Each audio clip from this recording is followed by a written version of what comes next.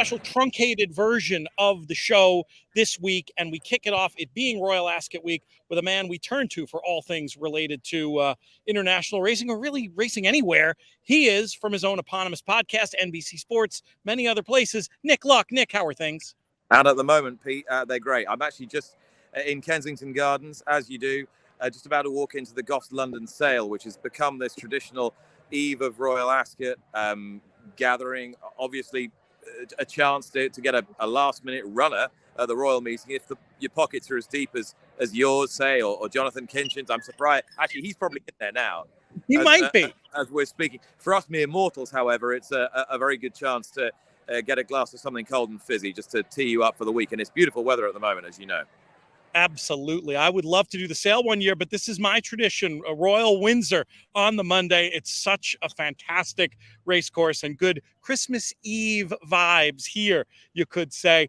Nick, I know you don't have a ton of time, but I do know, given your love of the Breeders' Cup and affiliation with same, we got to talk about these win and you're in races. And we kick off the meeting on Tuesday with two of them, starting with the Queen Anne Stakes, and a very familiar name in modern games. Are you with or against in here? What do you think of the race in general?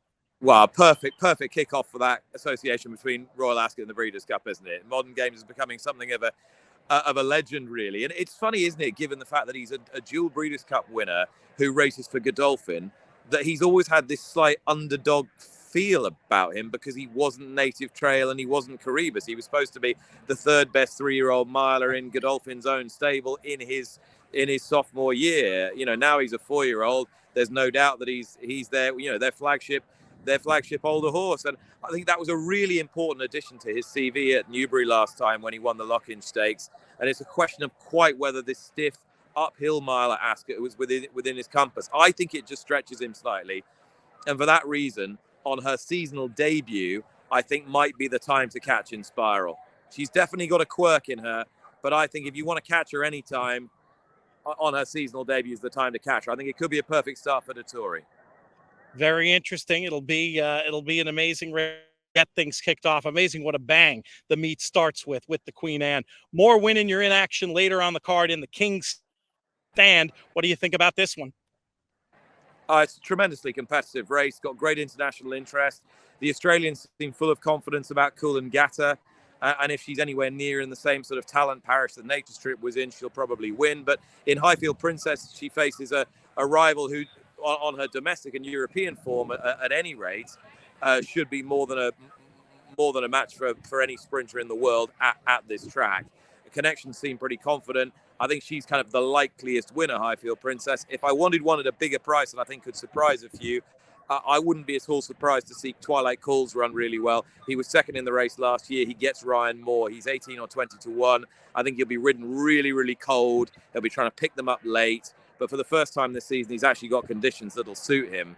And for that reason, I think he's kind of a play amongst the bigger price horses. But really, in terms of interest, in terms of international interest, in terms of really setting the meet light, it's about Australia with Coolangatta, the UK with Highfield Princess, and let's not forget our old friend Wesley Ward as well, who I think feels that he could have a say in this race.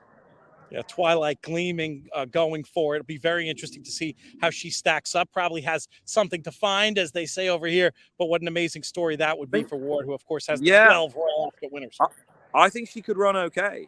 You know, people have always associated Wesley with the 2-year-olds, but you know, Lady Aurelia won this race, and you know, we saw him win the Commonwealth Cup on a disqualification a couple of years ago as well. And in fact, it's 3 Royal Ascot since he had a 2-year-old winner. So, you know, I think we probably need to be a bit more open-minded. She's been working very well at Chelmsford. My guys were down there for the Sunday show on the weekend, and they were saying of all the horses, that was the one they were getting the nicest vibe off. Very interesting. Michael Adolphson, who knows his onions, picked on the show we did in the deep dive on Tuesday as well. So some wise guy support for Twilight Gleaming for sure. Wednesday, we've got the Princess Wales Stakes. How is this one shaking out? What's the likelihood this could produce a Breeders' Cup runner? 6 runners, but 6 good ones. I don't think Classic Causeway is going to win, but he'll probably run in this and then run in the Breeders' Cup later on in the season. But fair play to Kenny McPeak for having a go, and I think he thinks he found a bit of a tactical angle as well. So I think he thought it could be a race with a muddling pace. and it's one of those. It's sort of there to be seized by the scruff of the neck, because they're all sort of staying 10 furlong horses rather than rapier turn of speed 10 furlong horses. They're all high class, but they're all kind of galloping 10s. They're sort of 12 10s rather than miling 10s. Yeah. So yet none of them is really a confirmed front runner or pace setter. So it's weird. It's got the potential to be a muddling race, which won't really suit any of them. So I think that could play to Luxembourg, really. I think Ryan Moore's just going to drop him out in front and try and say, catch me if you can.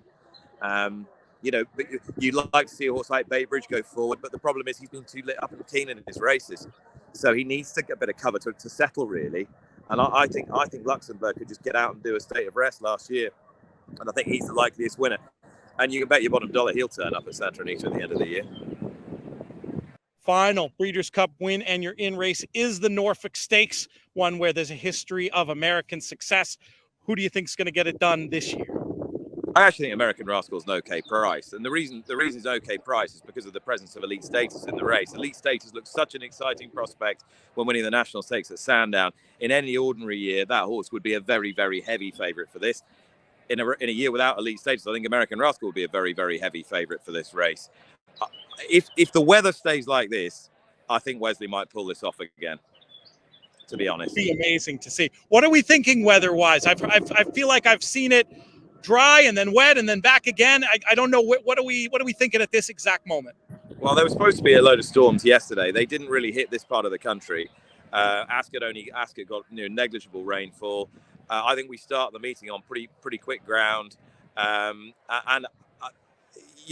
a little bit around in the forecast, but it could get really hot by the end of the week. It could get up to low 30s, which is low 90s, high 80s, low 90s. Oh, not going to be fun in the coat and hat. That'll be, you need at least a middleweight, suit, not one of the real heavy jobs. It's gonna be sweaty, I think, by the end of the week. Whether it's really just a question whether these thundery showers hit. We're not in a period of like intense low pressure or anything like that. So I'd be surprised if it ended up soft. Nick Luck showing his meteorological chops. Give us one other horse or race you're looking forward to. Can be a tip or can be from a sporting point of view. Oh, I'm looking forward to all the races. I mean, I'm quite looking forward to. Normally, if you ask me a question like that, I'd say the longer races rather than the shorter races. But actually, I'll give you two, perhaps one of each. I'm looking forward to the Coventry Stakes tomorrow because it's a great clash between two schools of punting thought, really. The Ballydoyle followers with this River Tiber and the Time guys with a Sadner. There's been some really lively social media debate about that. So I'm thoroughly looking forward to seeing.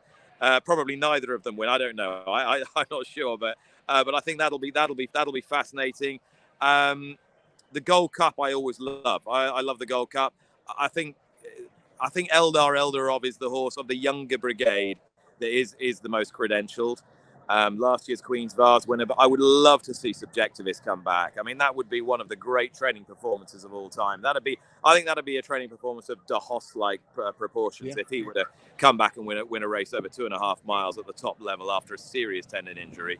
So I'm looking forward to seeing him, and I'm looking forward to the Jubilee Saturday, to be honest. 6/8s there with Big Invasion of Christophe Clement. I think Jim Crowley's going to take the ride on him, and he'll be up against Artorias, who I think is the likeliest winner, the Aussie horse. And if I Feel Princess goes and wins the King's Stand, she might wheel out again. So that race could get more interesting as the week goes on. Could be great conditions for Big Invasion, who seems to find trouble, tight tracks around the bend. Maybe this will be just what he needs. And let's face it, that Breeders' Cup turf sprint form. Because on the day, the Wesley blew out and Highfield Princess didn't run quite up to her best, we all kind of went, wasn't much of a race. And, of course, look what's happened since. It's starting to look a damn sight better now than it did at the time. And it might just be that Caravel and Big Invasion were the two best horses in the race. Great stuff. I know you got to go. Enjoy the sale. Tell people where they can find more from you this week, Nick. I'll be with Scott and Gabby on FanDuel. Covering all the racing Tuesday, Wednesday, Thursday, and then with Brittany, Steve, and Dylan on NBC, big NBC, 9 o'clock. So that's 2 o'clock Eastern, on Saturday for a big 4-hour big show on NBC, which follows. And the interesting thing is that Dettori's last ride looks like it'll at a Royal Ascot, it'll be in the Queen Alex, and I think it'll be on Stratton for Willie Mullins if he lets him ride him. He'll go off one of the favourites, and hopefully that'll get everyone watching on Peacock as well for that last race. 2 local, 9 Eastern, I think, for that. Is that right? That's the one. Yeah. Excellent. Great stuff, yeah. Nick. That's what I meant. I said it the other way around, didn't I? I never dreamed I'd have the chance to correct you on air. I had to be cheeky and do it. Top man, Pete. We'll talk soon. Thank you. Cheers, bud.